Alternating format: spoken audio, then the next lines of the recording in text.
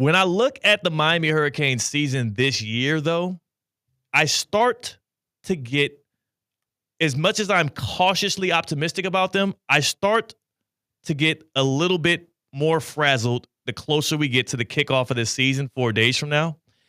And it has less to do with how competent I think this team is and more to do with just how electric, just how uplifting, just how transcendent I believe Cam Ward was for the Canes in his 1-year tenure, his 1-year term as the quarterback of the Miami Hurricanes under Coach Cristobal. Because the Canes have been talented each of the last 4 or 5 years. Talent has never been the issue. They've had high-level recruits. Cristobal recruits his tail off. They're able to get good transfers in there. It's a big brand. They're in the ACC. It's a winnable conference. Not most years, but it's been a winnable conference since Cristobal has stepped in there. And on top of that, we see the guys get highly rated going into the NFL draft and then get picked and selected. This is a team and a program that has had good talent, but it has not performed up to the talent that you would expect. And you know me, on a Cam Ward Wednesday, we're talking a little bit of Cam Ward here. I consume all things Cam Ward. When I see something, a video, an interview, anything, it's Cam Ward related, I tap in. I got to keep up to date with my guy. He went on Bussing with the Boys. Taylor Lewan and my guy. Who's the guy? Will Compton. Taylor Lewan and Will Compton, both who had played with the Titans before. I think they do their show out of Nashville, I'm assuming. Yes, they do. And Cam Ward, former number 1 overall pick, most prolific season in Miami Hurricane history. He goes on Bussing with the Boys. He's talking about all things ball. He does not do a lot of one-on-one interviews, by the way. So him doing this was actually pretty electric. It happened a couple days ago. I want you to listen to what Cam Ward specifically said about from when he transferred in from Wazoo to Miami.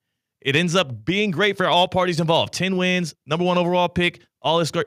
When he transfers in, just listen to what he says he had to do and try to see if you can figure out why it makes me a little anxious as a Canes fan. Like in Miami, we were a very talented team last year, but when I first got there, we weren't there mentally. So I tried to get guys there mentally because at the end of the day, I say at least 80% of the game is mental. Yeah, you got to have some physical, attributes to play the game, but you got to have a mental attribute as well. C-Cat. I love that for the Tennessee Titans because he's obviously instilling that same culture, that same drive. He's raising the bar in Nashville right now. So that's great. If you're a Titans fan, you're listening to that, you're over your head with enthusiasm. If you're a Miami Hurricane fan listening to that specifically, should it not cause me to get a little trepidatious? Because Cam Ward ain't walking through that tunnel at Hard Rock Stadium on Sunday night. Cam Ward and the effects and the impact that he had last year, which you would assume the coaching staff would be the one setting the tone. And you would assume that other players that are going to be mainstays there, not a guy that just pulled up yesterday, but guys that were recruited by Miami and have been there for 2 or 3 years and redshirted and have gone through camp and have learned how to be a Hurricane. You would hope that those are the ones driving the culture. I got to be honest. If the Canes want to complete the missions that they have this year, if they want to actually live up to the goals that they are setting internally, they have to be better this year without Cam Ward than they were with him. That means Miami, the number 1 overall pick, a quarterback, the most integral position in all of team sports. They have to be better this year without that guy than they were last year.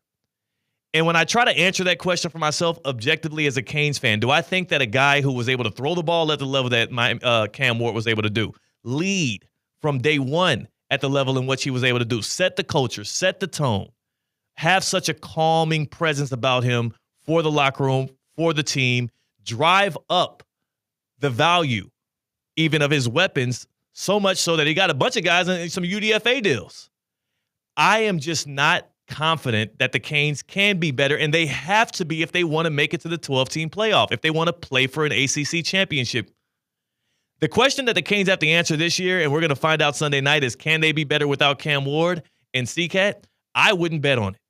I wouldn't bet on that for any team that has experienced how great that dude can be for you, but I certainly wouldn't bet on it for a team that we've seen in the past couple of years before Ward showed up underperform game after game year after year against teams that they should have beaten. I'm a little bit nervous now.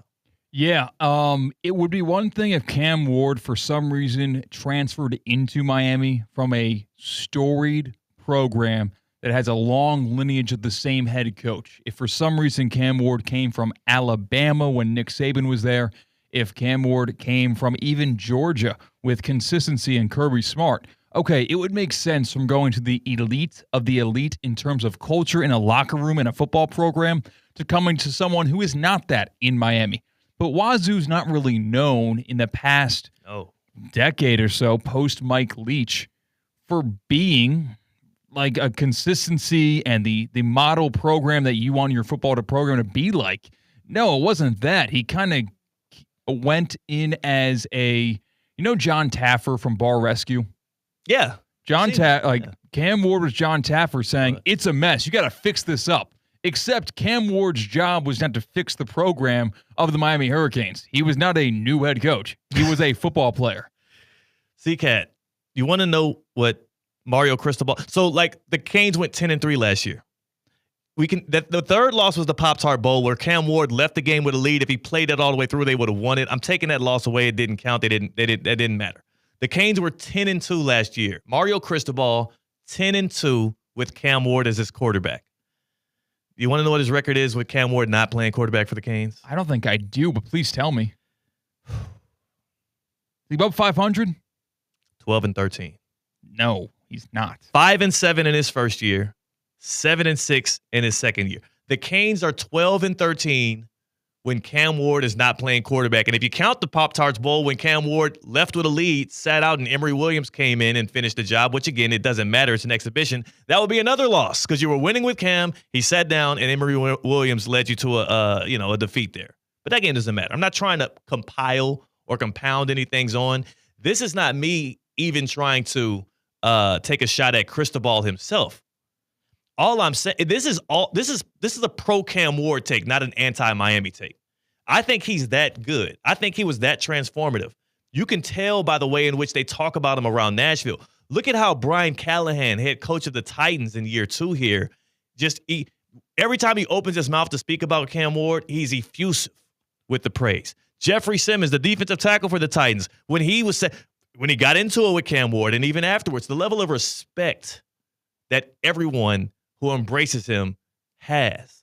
It is hard to replicate that. In fact, it is generational, the amount of pull that Cam Ward seems to have everywhere that he has gone and the way in which he uplifted Miami out of, I don't want to call it like the sellers, but let's be honest with you. If Cam Ward doesn't do what he does last year, Mario Cristobal is either fired or on the hot seat.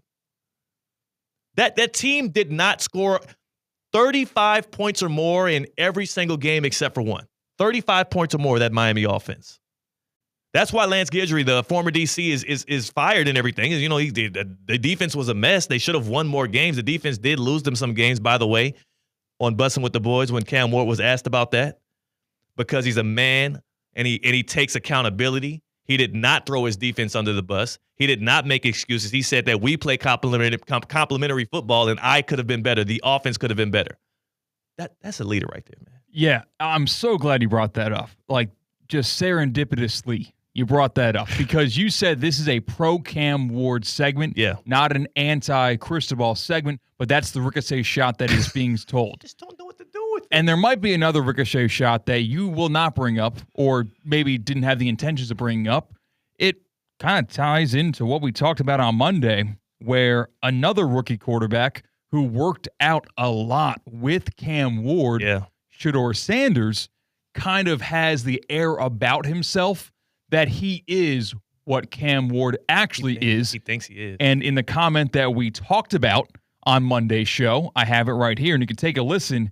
You would think that it would be Cam Ward factually correctly saying this. Cam Ward's too humble. Rather, it's incorrectly Shedeur Sanders' lack of being humble saying it instead. All things, of course, frustrate, but that's what happens, when you want a player to be able to change a franchise. No. A player that's going to change a franchise, it's not really Shedeur Sanders. It's going to be Cam Ward. And the funny thing is, Cam, yes, humility is at the heart of it. But to be honest with you, he's not I I don't want people to think that he lacks bravado. He lacks